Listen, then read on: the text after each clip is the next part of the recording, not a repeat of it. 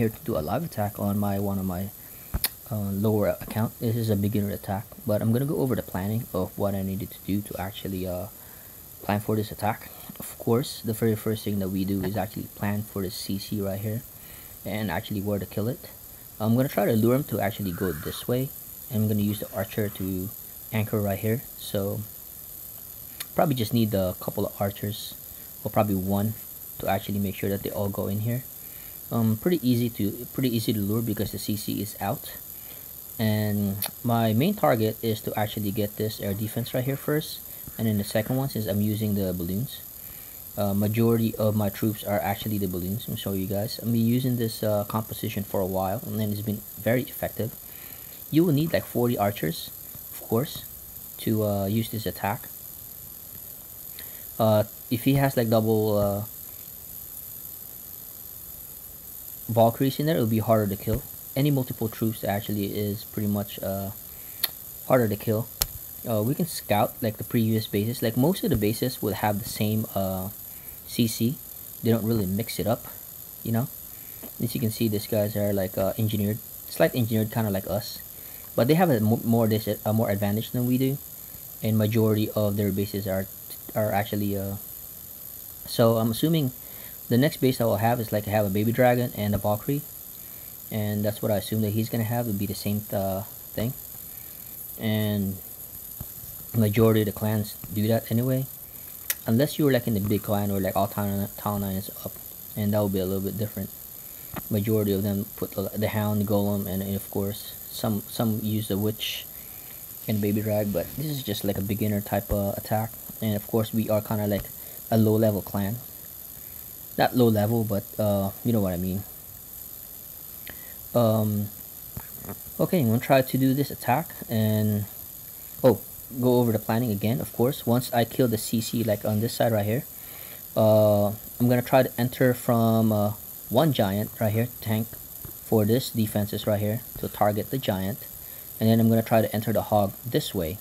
Hopefully the hog, if I drop it in this area right here, it would go right here to the left, or you bounce off right, it would split off and then go this way, so I can use the heal spell like right in this area right here. And if they split and go this way, then it means I have to use the second heal spell on this side right here. My plan is to actually get the base with just the hogs, because as you can see, there's not much of traps in the area. Maybe there's a spring trap right here, and a spring trap right here, and a spring trap right in this area right here. And that's where I assume that's where it's going to be at, and also like right here. So the most logical thing for me to attack is actually go this way. So hopefully they would path to go this way, and this way. Try to cut this off to make the hogs actually go directly like this, in this direction. It would be pretty hard, but if they split, I have to just be prepared for my heal spell on both sides. And that was the plan. And probably just use, if I have extra balloons, to actually cut off this cannon right here, because my ultimate target is actually this air defense, and I'll probably have to use the heal spell a little late so that my hogs would actually last longer. And of course, try to feed in the giants to you know, to tank before my hogs actually get in this side right here. So this cannon right here will target it, or this one right here will target the giants. That's close to my troops. So probably a giant right there is from the beginning, and then drop the hogs, and then when they start moving, drop another giant right there if the hogs are going this way. If the hogs are going this way, and then I'm gonna drop the giant right here. So you just have to make sure that you are basically adjusting to the attack, and just make sure the troops are all good, which it is. Alright, here we go. Use one archer to lure. Oh, it's a dragon. Cool.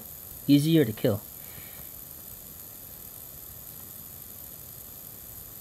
Having multiple troops in a CC, it's actually harder to kill than just one dragon.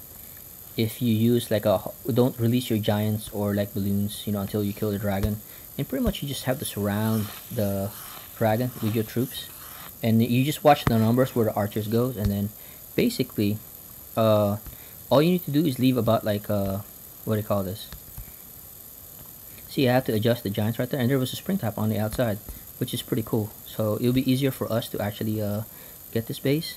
And there you go. I have to drop the... Okay, that's good that the hog actually went on the left side. And probably use this giant right here to lure. I mean to tank. And this one right here, it didn't get killed, so I don't want my hogs to be coming back that side right there. I can start dropping the loons because there is no more air defenses. And it's pretty much game over right here. I just have to make sure that I clean up the bases on the outside and start doing that. And then, you know, pretty much kill this base wherever it's needed, you know. And most of my balloons is on a right side, and pretty much drop your archers. And that's kind of weird that you have that he has the, you know, on the outside right there, and having not having this CC protected.